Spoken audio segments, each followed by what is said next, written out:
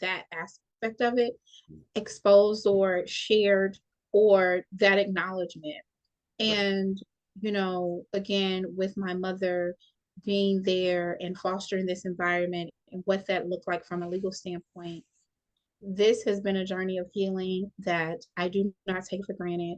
And I give all glory to God. And I am thankful to be able to share some key takeaways that has been very impactful for my life. And I've encouraged those who will watch. So next for me, it's a huge moment with accepting the call and purpose and the assignment of being a minister in the Lord's church, and to be able to walk out that from that perspective. But to be honest with you, all I really care about is this type of ministry. I'm not saying that I won't. My yes has been one that did not come easy. I have no interest to be in the front. Even at church, they're like, no, GerVaise, you have to do more. And I'm like, no, I'm okay with sitting in the background, Right. and doing administrative work. So I have never ever sought the spotlight. And I'm not saying this to, just to clarify. So for me, this is a big moment, and it just really shows the true healing and delivering power of God. And once He becomes, you partner with Him with your natural and the super, it's up from there. And this has not been an easy road, and I'm not going to sugarcoat it. You read the book and everything's going to be perfect in your life. I would not do the injustice of this journey of since 2001. We are in 2024. This is 23 years of freedom. And it took me over a decade before I recognized, oh, I'm physically free, but I'm still stuck in that mindset. The years of the abuse that took place, the years of grooming, had an even more lasting effect than my physical freedom. So, with that said, I just am thankful for creating opportunity and voices for survivors. And have been focusing on school. I'll be done in a couple months. Thank God. I am so thankful. This is a huge moment, but I want to continue to produce other writing as well as those, and sharing journeys of survivors that have come through similar stories, to create a resource for those who would like to connect. QueenGerVaise.com is my website. Yes. And I am under authority. I am under the authority of Archbishop William Hudson III. So just because you reach out does not mean it's going to get an approval, because I love to be able to say, I got to check with my daddy. Right. I don't do random appointments, or, and even with connection, I pray and ask God for clarity. What is the point of this? And so with that said, I will continue to do the Lord's work, and the future is bright. I am thankful for this opportunity and this platform, and thank you for being obedient. Right. And no one wants to go into sex abuse because they have nothing else that they could talk about. I promise you, there is so many other areas, but it's a reason why when we're assigned to this territory, that we take full ownership of what our assignment is and execute it in excellence. And I thank you for you doing just that. And I just pray that we change the policies or lack thereof, and support systems for survivors. And the truth is, even from a secular standpoint, with having art therapy, it wasn't a kumbaya, woe is me. It was intentional healing. Right. And I think sometimes that dismantling that misunderstanding or misinterpretation of what that looks like, survivors don't want to woe is me. What can I do to actively, and I am having a trigger moment, what do I do? Yeah. There was times that I would smell the cologne of gray flannel and all these other things that he used to wear back in the day. I don't know what that means wear today, but even back in the day, it would traumatize me. Right. How do I do that? Or hearing a song, This Magic Moment. Yeah. That's a commercial for travel and other elements, right? Yeah. So these elements of songs and remnants of this part of my life that will take me back to a moment, and I was just simply just trying to go to the mall and get something to eat. And say it used to be where then I would be sometimes months into a state of depression, Yeah. months sitting in sorrow and trauma and not being able to sleep. So the delivering power is real. Yeah. But with that said, we have to create space for survivors. Yeah. And survivors, we have to take our healing back. It may have happened to us, but that does not mean that is the end of the story and testament. And with that said, I am so grateful to be able to share these tools to empower the next generation. And to be honest with you, I have shared stories and people that was abused 70 years prior, because they was in their 80s and 90s, have shared these testimonies of what the power of me being able to say, this, I was sexually abused, but this does not define me. Right. That I am not broken. You are not broken, damaged goods. God can repair and restore, and healing and deliverance is a real. That is not a fairy tale that we watch on television. That's not the old time church when Bishop Mason was around. God delivering power has not exited the earth, but he is still using vessels, people that are yielded and ready to do the work that's been assigned for your healing and purpose. So I would encourage them to definitely connect with and be intentional that God will lead and guide and direct those who are looking for healing and deliverance. I'm not a pity party. We don't have time for that. Right. But to really operate from a place of healing and deliverance and create a safe space to be heard and share the vulnerability, even if that means being licensed therapists. Right. Right. Having these types of resources available so that they can be heard in a professional space, right, and that they're not carrying this load from one church to the next church to the next church. I was never a church hopper. With that said, I've only been a member of 4 churches my entire life. And again, at 43, and I've been, even before I joined Archbishop in 2011, the first time I joined, the reality is I have a track record. You can go ask about me. Ask him about Queen. He will say, oh yes, GerVaise. But again, have seen what I came from to where I am today. And now being Elevation is coming this year. And again, something that I would have never, ever imagined. I have been running for so long. But my yes, and I'm open to God's leading and direction for this next phase in this season. Well, thank the Lord for that. I'm just so excited for you and what God is doing in your life. Archbishop Hudson sounds like a wonderful, excellent man, leader. I can tell that without even having met him. I can tell that through you, and that is just that's just beautiful. Because one of the things I think you mentioned in the book, even about him, was that he understood where his boundary was in even counseling and healing youth. Yeah, he knew, okay, this so far for me. Now we've got to get some other help to come in and take care of some other things and whatever, like that. And I think that shows leadership. That shows the humility that's necessary, because you've got to know what your limitations are. And I've talked to some of my fellow pastors and leaders.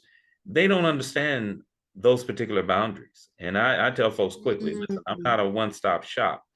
I'm maybe a peg or a piece in the puzzle of solving this particular problem or whatever is going on here. Yes.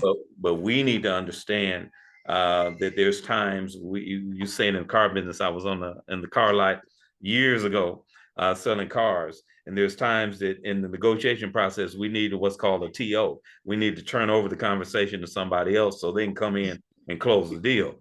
Yes. And so we need to understand as pastors when we need a TO, when we need yeah, we love, we help, we're there 100% every step of the way, but there's a time when we need greater professional excellence Yes. to come in and befriend us so that the situation can be healed. I'm afraid that too many of our people, we're playing with it as long as we feel good about it. You know, Mm. do you feel better? Well, forget a doggone feeling, because Right. your feelings will ebb and flow. Uh, Yes. but when there's solid deliverance, when Yes. when a person has weathered that storm and there's a solid transformation turning, there's strength that comes up in the middle of situations, and like you said, those triggers, those memories, and people don't understand that. As you know, I've shared and talked with people that has gone through this experience. Things like what you said, background music, Mhm. it could put a whole new atmosphere Yes. on in somebody's mind, and it could also paralyze them from Yes. engaging. You Mhm. know, because of the devastation of that particular experience associated with those things that we think are mundane or whatever. But we must heal the land. This is what Yes. Christ was about, and this is what excites me about it: is that Christ has given us the opportunity, the chance to heal the land, to do what He did when He Yes. walked right here on earth, and do what He did when He commissioned us to go Yes. into this world and Absolutely. to make disciples of all Mhm. men. And it's not just about telling the story. Everybody's excited over being able to preach someplace. No, listen. I can preach. I can go from the heights to the lowest depths. Whatever you want to do, that's fine. But that's not the key. The key is being able to take Christ and to break His body with the people that are broken, so that they can Yes. be healed. You see, Yes. He was broken for our healing. He was Yes. broken for our wholeness. Mhm. Like Isaiah said, He was wounded for our Transgression. transgressions. The Yes. chastisement of our peace was upon Him. That blood was shed to quench our thirst, That's it. because we are people that have been so exposed and broken and held captive to this world, and all of these things. Well, listen, we have the victory. Yes. Sister has said today, you know, she's not having a pity party. No, we having a victory celebration Yes. over what God has done and what He has allowed. Listen, we can look back at all of these things, and these are folks. What she's talking about, these are people I know. Mhm. And if they didn't destroy her, man, we can shout, Word. because we know the devil tried it all, but Yes. we can shout and thank God for what He has done, and look back and say, look at them. Now, this particular gentleman's church, um, I never did step foot in his church, and I was told that he had a beautiful edifice, this, that, and the other. I can tell Mhm. you the city and state, and it is no secret. Anybody in Illinois want to call me and tell me, I'll tell you exactly who I'm talking about, and all of that. I'm not incriminating anybody else, but that's a small part of what we're talking about here today. But I didn't step in the church because I could not enter in, knowing that there was some noise out there. And like I said, like you said earlier, no, I didn't know the detail of it, but I knew that what I was hearing resonated in my spirit. And I said, no, I'm not going to give these devils the benefit of putting their name on anything that I do. Unfortunately, it was the Jews that had Herod's temple. Herod was nasty. Herod was offensive to God in every way, but because he gave money, they had the nerve to put his nasty name on the temple and were so proud of what they had done. And that's why Jesus stood there and prophesied. He said, there's not going to be one stone of this building left. Mm-hmm. And when it was done, the only thing we see today is the Western Wall that was on the outside of that temple that they were so proud of. That's what they pray at now. That thing is gone because God finished it off.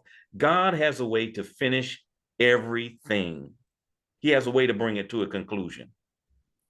But the thing that we're excited today, and those of you who are listening, we're excited about the life that you have, the rest of your life to live your life. There's going to be a dirty man, and that dirty man is going to be, or that dirty woman is going to be dealt with. Believe that. Believe that. If you don't believe and nothing, that's the piece about it. God, the word said, vengeance is mine. That's it. And the truth is, I have seen and have been and walked by, and the man barely could say my name out loud. But the reality is, I don't have to look at ways or avenues. I have done all I can do from every legal, natural standpoint. Right. But the reality is, this stopped being about exposing who he was when the verdict was given. Right. And read the book. We'll explain what that looks like. Exactly. So the reality is, and that's why I don't say his name, because the real glory goes to God. And the deliverance that has taken place, that's to God be the glory. This is not about him as an individual.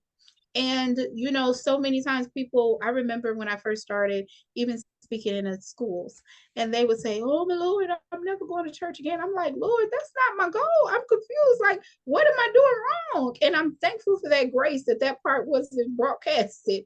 But God was intentional and connected me even from a professional standpoint of working with the church. And Reverend R. Brown of Progressive Baptist Church, he has now gone on to be with the Lord. Yes. But he was a true representation of what a real pastor, he was focused on the healing and deliverance. It was a Baptist church, but God had to send me there because I wasn't listening to nobody else at that point that I was even open to. But God really put me in connection with men of integrity to help me to recognize that was that individual's choice. That's it. Not a reflection of God or his church. Well, so we are living epistles to be read by men. But God had to show me, right? It wasn't good enough with a good word, a good scripture, because I was the most cynical. You could not sell me this story. Because for me, it was like, no, been there, done that, heard that. I know the real truth of what happens behind closed doors. Wow. But to now say, that's nobody short of God.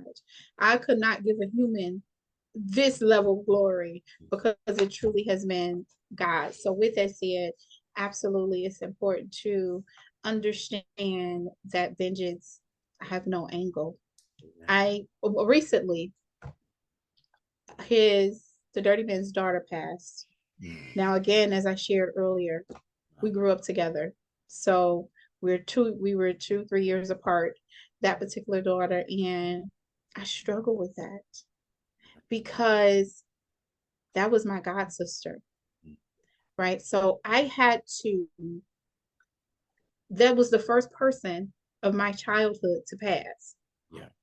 So I had to process that myself. And that was the same day of one of my graduations.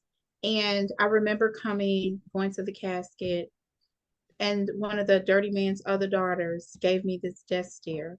There's whispers. I'm here to say goodbye to one that I saw as a sister. Yeah. And this is the first time I've even shared publicly, right? So even in this moment, I'm just saying goodbye for a final. Right. And walking out, people are rolling their eyes. How are you mad at the abuser? The person that was abused, I'm confused. Right. How are you sitting in the dirty man's church But I believe, without a shadow of a doubt, so many times people have to diminish what this person has done. So I I say rape molestation, and I call it as it is, as you know, and I believe you received the uncensored book unless you ordered the censored version, but I'll call a spade a spade. I am very direct with it. There's a version that doesn't have all the words, but I am very transparent. That's all right. But with that said, the justification, Mhm. you feel comfortable sitting in an abuser's church, but you're rolling your eyes at a person that came to say goodbye to a person. Now I'm confused. You haven't seen me in 20 years. You don't even have a clue. But you're upset because you felt like this should have been handled internally as a church. You shouldn't have went to the police. You shouldn't have went through the legal process. Why do we feel the need to sugarcoat with that? But again, if person get a divorce, if they've killed somebody, you're gonna be like, oh no, no, no, that's okay. We'll keep the killers here. But you're okay with the killers of people who came and trusted and was then violated sexually in a way that they had to go and heal externally. But no, no, no, we can justify, oh, it's okay. Or they, find ways to trivialize. Oh, well, I just felt like she was always a little fast as a kid. So Right. maybe this is a 14-year-old. I wouldn't even no. And I share in the book, that element of even with that dialogue, it's like, how do you sound? So you want to go with the old person? Yeah. This man was in their 40s and 50s. What are you talking about? That is not the move, right? So even with that said, I felt so torn even in that moment, even when I went to, and I just stopped by and I didn't stay for the service because that was their family member. But for me, it was about that saying goodbye to what that was. So much of my life I've had to disconnect from Right. and Yeah. start over. Yeah. And not have those, oh, we can go and get together. And a friend of mine had posted they were having a reunion choir for not a church that I was related to, but theirs. But I I don't connect with the people that I grew up with, not because I did something to them, Right. but it was kind of like you gotta choose. You rocking with him or you rocking with them. Right. It shouldn't be a he or she. We should be able to manage and maintain. And by no means am I saying I want to keep a relationship or connect with an individual who do not value my voice or my space and my healing over the offense of a person that has resources. Right. I was a teenager. There's nothing I could do. I didn't have enough resources. I was still a kid. I was a teen. So with that said, when people throwing money at it, right? And I have my biological mother, the dirty man's wife, and again, people can read the book, but she said, touch not my anointed, do my prophet no harm. Yeah. I went to Sunday school. Just misusing. We was taught. Yeah. The least of the little ones, you are do unto me. So what are we doing? We could throw this scripture. I don't understand it. So for me, I did not value the words because it became arsenal. Yeah. So I didn't value that time of meditation and reading the scriptures at that time because it was weaponized. Yeah. It wasn't, this is what God is giving you as a blueprint. It was really from an angry God. And yes, there is an element of God that is that, but that is not the only one. So I didn't know him as a father. And now to be able to connect and understand and have that relationship and excuse my vernacular, but I rock with the father on a whole nother level because he is my daddy. That's right. He is my God. And with that said, I had to understand and be able to maneuver and recognize that this was this individual choice. And that does not mean that I am not worthy of love. That is the furthest thing from the truth. I am worthy of love. I am worthy of being supported. I am worthy of being in God's space and in his house. And I had to get to the place that I understood this is not an easy walk. Right. That is what I've been assigned to do in the earth. That's And with that, I will not sugarcoat, back down, and I'm coming to snatch territories. If anything, is go you will be even madder when I'm done. But I have no interest of trying to take that individual down or making making this about them anymore. I've been removed yeah. 23 years now.